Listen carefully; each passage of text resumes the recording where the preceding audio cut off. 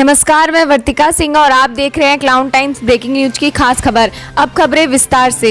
प्रधानमंत्री मोदी के संसदीय क्षेत्र बनारस में प्रतिदिन दर्जनों की संख्या में कोरोना संक्रमित मरीजों के बढ़ने से स्थिति काफी भयावह होती जा रही है। कोरोना की चपेट में अब शहर के बड़े कारोबारियों के आने से जहां एक और भय का माहौल बन रहा है, वहीं दूसरी ओर अफवाहों का बाजार गर्म हो गया है। ताजा मामला वाराणसी के थाना चौक अंतर्गत पूर्वांचल की सबसे बड़ी सर्राफा मंडी ठठेरी बाजार के सबसे बड़े सर्राफा कारोबारी भाइयों के कोरोना संक्रमण का शिकार होने के बाद दिल्ली के बालाजी मेडिकल इंस्टीट्यूट में गुपचुप तरीके से इलाज करा रहे हैं। वहीं दूसरी ओर पटना से संक्रमित होकर आए सुड़िया के सर्राफा कारोबारी DLW में इलाज करा रहे हैं। साथ ही गोविंदपुरा की भी सर्राफा कारोबारी में कोरोना संक्रमण फैलने से व्यापारी इतने डर गए हैं कि अब वे न केवल अपनी दुकानें बंद कर रहे हैं, बल्कि वाराणसी सर्राफा एसोसिएशन के महामंत्री रवि सर्राफ के माध्यम से बाकायदा वाराणसी के कलेक्टर कौशल राज शर्मा को पत्र भेजकर अगले सप्ताह के लिए पूरी सर्राफा मंडी को लॉकडाउन करने की मांग की है। महामंत्री रवि सर्राफ की इस पहल से सर्राफा कारोबारियों के निष्क्रिय हो चुके संगठन श्री काशी सर्राफा मंडल व उत्तर प्रदेश स्वर्णकार संघ सहित अन्य संगठनों के पदाधिकारियों में से कुछ लोगों की असहमति होने के बावजूद भी कोई खुलकर इनका विरोध करने की हिम्मत नहीं जुटा पा रहा है। आइए सीधे बात करते हैं वाराणसी सर्राफा एसोसिएशन के महामंत्री रवि सर्राफ व संरक्षक अशोक जी अग्रवाल से कि कोरोना की इस विकट परिस्थिति में उनका क्या कहना है। इस वक्त हमारे साथ हैं वाराणसी सर्राफा एसोसिएशन के महामंत्री रवि सर्राफ। आइए जानते हैं अनलॉक 2 के बाद दर्जनों की संख्या में प्रतिदिन कोरोना संक्रमित मरीज बढ़ने से स्थिति भयावह होती जा रही है। कोरोना की चपेट में कई सर्राफा कारोबारी भी आ गए हैं। ऐसे में आप जिला प्रशासन से क्या मांग करते हैं? सर्वप्रथम तो मैं क्लाउड टाइम्स की तरफ से अशोक मिश्रा जी जो हमारे यहाँ आए हुए हैं हमारी बाइट लेने के लिए, उनको ढेर सारा उनका आभार प्रकट करते हैं, अभिनंदन करते हैं।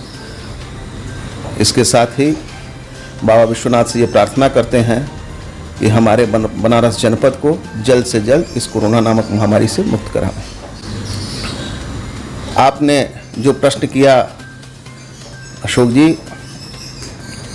कि हमारे विभिन्न सर्राफा व्यवसायियों में भी कोरोना नामक महामारी प्रविष्ट कर गई है, इस बारे में स्पष्ट कर दूं कि हमारे सर्राफा बाज़ार में विभिन्न प्रदेशों से बहुत से व्यापारी आते हैं, तमाम कारीगर हैं जो कि अन्य प्रदेशों से अलग अलग प्रदेशों से आते हैं और सर्राफे का कार्य करते हैं। चूँकि सघन गलियां होने के कारण कोई व्यक्ति कहीं भी वहां चपेट में इस महामारी के आ सकता है, मेरा ऐसा मानना है।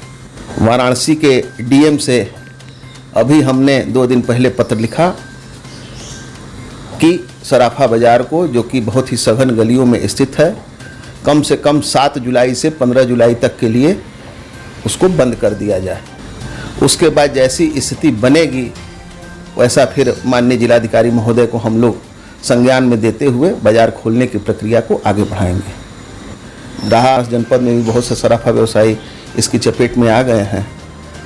जहाँ तक मेरी जानकारी है कि कुछ लोग जरूर इस महामारी के चपेट में आए हैं, तथा अपुष्ट खबरों के हिसाब से जिसकी पुष्टि नहीं हो पाई है, अभी करीब 20-25 लोग बाज़ार के ऐसे हैं जिनका कि कोरोना टेस्ट के लिए विभिन्न अस्पतालों में सैंपल गया हुआ है। उनके सैंपल्स की पुष्टि हो जाने के बाद वो पॉजिटिव है कि निगेटिव है, मैं आपके समक्ष उन बातों को रखना चाहूँगा।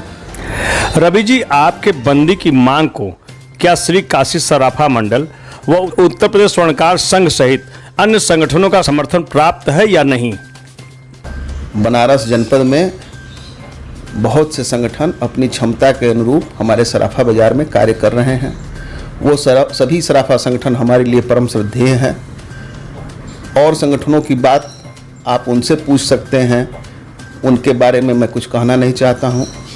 हमारे संगठन के लोगों ने जो यह महामारी तेज़ी के साथ बढ़ने लगी तो एक मीटिंग व्हाट्सएप के माध्यम से शनिवार 4 जुलाई को की गई और उसमें यह निर्णय किया गया कि जो भी व्यक्ति स्वेच्छा से अपनी दुकानों को खोलना चाहता है वो अपनी दुकानों को खोले, और जिसको जान है जहान है नारा प्यारा है वो अपनी दुकानों को बंद कर दे। शनिवार से ही बाज़ार के करीब 20-25% दुकानदारों ने अपनी दुकानों को बंद कर दिया है, और जो वो लीगल प्रक्रिया होती है उसके तहत हमने जिलाधिकारी महोदय को पत्र लिखकर बाजार बंदी की मांग की है। कल महोदय के यहाँ मीटिंग में मुझे बुलाया गया है, आज सुबह ही वहाँ से फ़ोन आया था जिलाधिकारी महोदय के यहाँ से।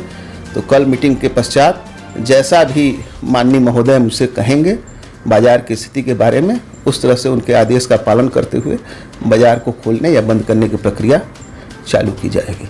बनारस के सर्राफा कारोबारी के सर्वमान्य नेता रवि सर्राफ हैं या कोई और? कि जो भी संगठन सराफा बाज़ार में कार्य कर रहे हैं वो सभी संगठन और उनके पदाधिकारी हमारे लिए परम श्रद्धेय हैं, सभी पूजनीय हैं, सभी हमसे वरिष्ठ हैं और हमसे ज़्यादा समय से वो संगठन विभिन्न संगठनों में काम कर रहे हैं। तो इस पर मैं आपसे ये कहना चाहूँगा कि आप आम जन से इस बात को पूछें कि कौन सा संगठन ऐसा है जो उनके हर सुख दुख में उनके साथ खड़ा है। अभी लॉकडाउन हुआ था 3 महीना पूर्व, 22 मार्च से लॉकडाउन हुआ था, और उस लॉकडाउन में नर सेवा ही नारायण सेवा है, इसको चरितार्थ करने का कार्य केवल और केवल वाराणसी सराफा एसोसिएशन ने किया। यहाँ तक प्रिंट मीडिया, इलेक्ट्रॉनिक मीडिया में बड़ी ही जोरदार तरीके से इन खबरों को अपने यहाँ प्रचारित और प्रसारित किया। तो मैं अपने मुंह से अपने संगठन के बारे में कुछ भी कहना नहीं चाहता कि मैं ही सर्वमान नेता हूँ या मैं ही सर्वमान व्यक्ति हूँ, लेकिन इन 3 सालों में हमारे संगठन की स्थिति ये जरूर बनी है कि बनारस के अग्रणी संगठनों में हमारे वाराणसी सराफा एसोसिएशन का नाम वर्तमान समय में है, और मुझे गर्व है इस बात का कि मैं भी उस संगठन का एक छोटा सा कार्यकर्ता हूं। इस वक्त हमारे साथ हैं वाराणसी के प्रमुख सराफा कारोबारी अशोक जी अग्रवाल। आइए जानते हैं, अनलॉक 1 के बाद सरकार ने व्यापारी प्रतिष्ठानों को शर्तों के साथ खोलने की अनुमति दी है। सरकार ने व्यापारी प्रतिष्ठानों को शर्तों के साथ खोलने की अनुमति दी है, इससे सराफा कारोबार को कितना लाभ हुआ है? धन्यवाद। यह तो शादी ब्याह का सीजन अप्रैल से शुरू हो जाता है, और चूंकि अप्रैल और मई में पूर्णतः लॉकडाउन था, इसलिए सराफा कारोबार को बहुत ही नुकसान हुआ। बावजूद इसके जो जब अनलॉक 1 शुरू हुआ जून से, तो सराफा व्यापारी अपनी दुकानों पर लौटे और बहुत कुछ बिक्री तो नहीं हो पाई, फिर भी एक अच्छा कार्य कर लिया उन लोगों ने। जो 2 महीने की थी चूक, वो तो पूरी हम लोग नहीं कर पाए हैं, फिर भी थोड़ा बहुत व्यापार जून माह में हम लोगों ने किया है। अशोक जी, सराफा कारोबार में सुधार के लिए आप वाराणसी के सांसद पीएम मोदी और सूबे के सीएम योगी से क्या अपेक्षा करते हैं? धन्यवाद। चूँकि सोने और चांदी का दाम बहुत बढ़ गया है और इस पर 3% GST लगती है और इंपोर्ट ड्यूटी लगती है 12.5%, तो 15.5% इस पर ग्राहकों को देना पड़ता है। वजह कीमत बढ़ने से इसका भार ग्राहकों पर ज़्यादा पड़ रहा है। तो हम इस समय चाहेंगे कि इसमें GST की दरों में और इंपोर्ट ड्यूटी में कुछ कमी की जाए, तो इससे ग्राहकों पर भार कम पड़ेगा और दिलचस्पी लोगों की ज़्यादा बढ़ेगी इसमें इन्वेस्ट करने की, क्योंकि एक ऐसी चीज़ है सोना और चांदी जेवर जो टिकती है, बाकी चीज़ें उपभोग पा के स्वतः समाप्त हो जाती हैं। सिर्फ और सिर्फ एक ऐसी चीज़ है ज़मीन जायदाद की तरह कि सोना और चांदी भी जो भी लेके रहता है एप्रिसिएशन होता है, इसमें कोई किसी चीज़ की छीजत या गिरावट नहीं होती। तो हम ये चाहेंगे कि कर की दरें कम करें ताकि लोगों का उत्साह बढ़े और इसकी खरीदारी बढ़े, सरकार को भी राजस्व मिलेगा, हस्तशिल्प उद्योग है इसमें कारीगरों को भी बहुत काम मिलेगा और व्यापार अच्छा चलेगा। क्लाउन टाइम से बातचीत करने के लिए आपका बहुत बहुत धन्यवाद। धन्यवाद आपका भी, आपने हमें इस योग्य समझा कि हमारे आपने कुछ पर चर्चा ली। अब हम बात करते हैं वाराणसी के मुख्य चिकित्सा अधिकारी डॉक्टर वीबी सिंह से कि कोरोना के बढ़ते कहर के बाद कोरोना से सीधी जंग के लिए जिला प्रशासन की ओर से क्या है तैयारी। डोर टू डोर सर्विलेंस चल रहा है, जिससे कि मरीजों को जो भी ILI के और सारी के पेशेंट्स हैं उनको हम लोग आइडेंटिफाई करके विभिन्न हमारे जो अस्पताल हैं, जिला अस्पताल हैं, प्राथमिक स्वास्थ्य केंद्र हैं, सामुदायिक स्वास्थ्य केंद्र हैं, उनमें उनका इलाज किया जा रहा है, जिससे कि अर्ली डायग्नोस करके उनका इलाज किया जाए। नंबर 2, अगर कोई मरीज इसके बाद भी हॉस्पिटलाइजेशन के लेवल का आता है, अगर कोई उसको टेस्ट कराई जा रही है, पॉजिटिव आ रहा है, तो ऐसे पेशेंट्स को हम 3 कैटेगरी के अस्पतालों में बांट रखे हैं। एक तो L1 के हॉस्पिटल हमारे हैं, जो कि हमारा ESIC हॉस्पिटल है और राजकीय आयुर्वेद मेडिकल कॉलेज है, और DLW का हमारा हॉस्पिटल है। इन हमारे तीनों जगहों पर मिला करके हमारे पास करीब 300 बेड है, और इसमें उनको रख रहे हैं जो कि लक्षण विहीन है या माइल्ड सिम्टम वाले हैं। इससे ज़्यादा अगर थोड़े बहुत सिम्टम वाले होते हैं, उनको ऑक्सीजन की ज़रूरत पड़ती है या और कोई वेंटिलेटरी सपोर्ट ज़रूरत पड़ती है, तो उनको हम लोग रखते हैं पंडित दीनदयाल उपाध्याय हॉस्पिटल में, और गंभीर और क्रिटिकल मरीजों को हम लोग सर सुंदर लाल हॉस्पिटल में रख रहे हैं। पंडित दीनदयाल उपाध्याय हॉस्पिटल में 180 बेड है, और सर सुंदर लाल हॉस्पिटल हमारे पास वेंटिलेटरी सपोर्ट के 40 बेड्स हैं, और बाकी सब मिलाकर के वहाँ पे 400 बेड है। तो अभी फ़िलहाल सभी स्थिति नियंत्रण में है, और मरीजों में कहीं कोई अफरा तफरी नहीं है। जो भी डायग्नोस हो जाता है उसको आइसोलेट करके हम लोग शिफ्ट करवा दे रहे हैं। सबकी खाने का पीने की व्यवस्था है, और उनको नियमित रूप से चिकित्सक देख रहे हैं। इसके अलावा ग्रामीण क्षेत्रों में जिस क्षेत्र में मरीज मिल रहे हैं उसमें उनका पे सैनिटाइजेशन नगर निगम फायर ब्रिगेड के सहयोग से कराया जा रहा है। उनकी कॉन्टैक्ट ट्रेसिंग की जा रही है, उनकी सैंपलिंग की जा रही है, और उनको सैंपल कलेक्ट करके कुछ हम लोग जो है अपने यहाँ एंटीजेनिक सैंपल, तो कुछ अपने यहाँ रिजल्ट आ जाते हैं, कुछ सैंपल ट्रूनेट के माध्यम से भी जो हमारे इंडोर के मरीज करवा लेते हैं, और बाकी BHU के माइक्रोबायोलॉजी लैब में RT-PCR वाले सैंपल भिजवाते हैं। CMO साहब, बनारस के ठठेरी बाजार और सुड़िया के प्रमुख सर्राफा कारोबारियों के संक्रमित होने की सूचना है, जिनमें से 2 सगे भाई दिल्ली में इलाज करा रहे हैं। इसमें कितनी सच्चाई है? हम लोग जो भी पेशेंट्स आ रहे हैं व्यवसाय उनका पूछ लेते हैं, बाकी कितना क्या व्यवसाय रहता है उससे ज़्यादा नहीं, उनका व्यवसाय पूछ लेते हैं, और ऐसे लोगों को हम लोग जो हमारे चिन्हित हॉस्पिटल L1, L2, L3 उसमें रख रहे हैं। और जो जिस व्यक्ति की बात कर रहे हैं वो जो है उनको कोरोना पॉजिटिव आया था, उनको DLW हॉस्पिटल में रख दिया गया है। कुछ लोग जो दिल्ली की बात कर रहे हैं वो दिल्ली वाली बातें भी मेरे संज्ञान में नहीं आई है। CMO साहब, आयुष्मान भारत योजना के तहत गरीबों के मुफ्त इलाज के लिए कितने निजी हॉस्पिटल तैयार हुए हैं?